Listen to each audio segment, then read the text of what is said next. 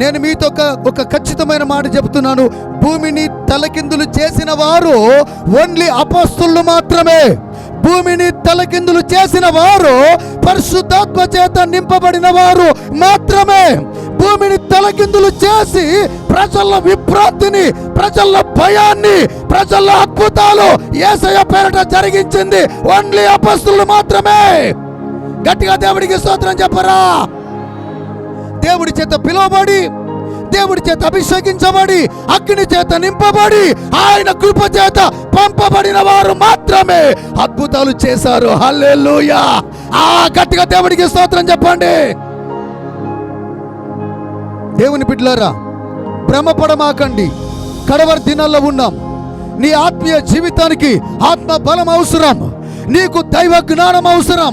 నువ్వు ప్రతిదాన్ని గ్రహింపు అవసరం. నీకు విచక్షణ అవసరం.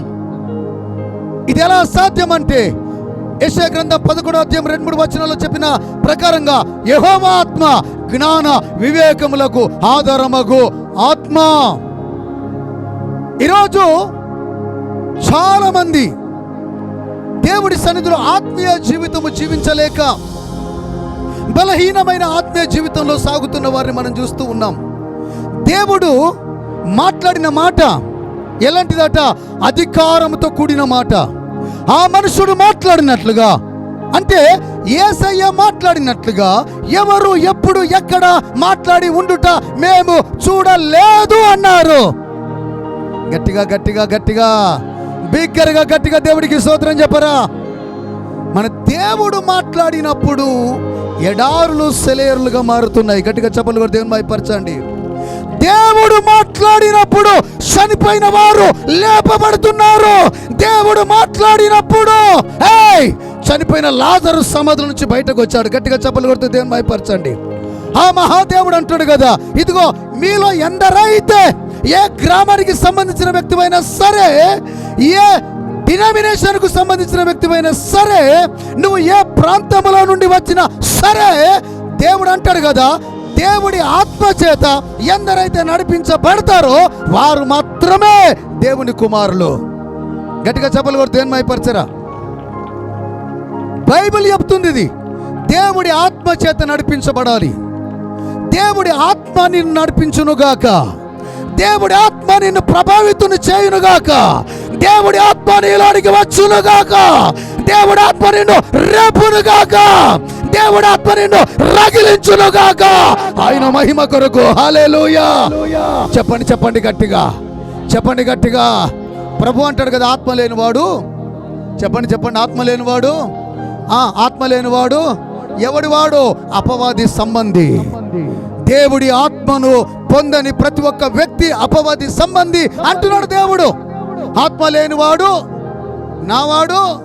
మీరు అనుకోవచ్చు కదా, ఆది అందు దేవుడు ఆదాము భూమి ఆకాశం కలుగజేసిన తర్వాత 6వ రోజున మనుషుని కలుగజేసి వాడి నాసిక రంధ్రములో జీవాయువును ఊదగా నరుడు జీవ ఆత్మ ఆయను, చలించే ప్రాణి ఆయను. మరి అప్పుడే ఇచ్చిందిగా దేవుడు ఆత్మ అంటే. దేవుడు అంటాడు కదా, దాన్ని మనుష్యాత్మ అన్నాడు, నీకిచ్చిన ఆత్మ అన్నాడు. ఎప్పుడైతే అపోస్తలుని పిలిచాడో, మీరు వచ్చి నన్ను వెంబడించండి అన్నాడు. హల్లెలూయా. సరే, వీళ్ళందరూ యేసు ప్రభుల వారిని వెంబడించారు. అంతవరకు బాగుంది. మరలా ఆయన ఏమన్నాడు తెలుసా? మీరందరూ యెరూషలేము మేడగది మీద తండ్రి వాగ్దానం చేసిన ఆత్మ కొరకు కనిపెట్టండి. నా తండ్రి వాగ్దానం చేశాడు, దాన్ని నేను మీ మీదకి పంపబోతున్నాను అన్నాడు. పిలిచినప్పుడు అయిపోతుంది కదా. మరలా స్పెషల్గా అవసరం అంటే ప్రతి క్రైస్తవుడికి ఆత్మ ఖచ్చితంగా అవసరమైనది. ఎందుకంటే నువ్వు ఆత్మ చేత నడిపించబడితే అన్ని గ్రహించగలుగుతావు. మొదటి యోహాను రాసిన పత్రిక 2వ అధ్యాయం 20వ వచనం, మొదటి యోహాను రాసిన పత్రిక 2వ అధ్యాయం 20వ వచనంలో ఏం రాయబడిందంటే, మీరు పరిశుద్ధుని వల్ల అభిషేకం పొందిన వారు గనుక సమస్తాన్ని ఎరుగుదురు. అపవాది మాటను ఎరుగుతారు, సాతాను యొక్క ఉచ్చును ఎరుగుతారు. ఎప్పుడో పరిశుద్ధునితో అభిషేకం పొందినప్పుడు. ఎందుకంటే యేసుప్రభు భూమి మీదకి వచ్చినప్పుడు అపొస్తలుల కార్యం 10వ అధ్యాయం 38వ వచనములో తండ్రి అయిన దేవుడు కుమారుడైన యేసుప్రభుల వారిని అనగా నజరేయుడైన యేసును పరిశుద్ధాత్మతోను శక్తితోను అభిషేకించెనను అనున్నదియే. దేవుడు ఆయనకు తోడై ఉన్నందున ఆయన అపవాది చేత పీడించబడుతున్న వారందరినీ స్వస్థపరచుచు సంచరించుచు ఉండెను అని రాయబడ్డ దేవుని వాక్యం. Praise the lord. యేసు ప్రభుకు అవసరమైన అభిషేకం నీకెందుకు అవసరం కాకూడదు? డినామినేషన్లు కాదు నీ కొరకు ప్రాణం పెట్టినాయి. యేసయ్య మాత్రం ప్రాణం పెట్టాడు. యేసు వల్ల మాత్రమే పరలోకం వెళ్తావు. యేసు వల్ల మాత్రమే నిత్యరాజ్యాన్ని పొందుతావు. యేసు వల్ల మాత్రమే విజయం పొందుతావు. అంతేగాని ఇక దేని వల్ల కాదని గుర్తుపెట్టుకో.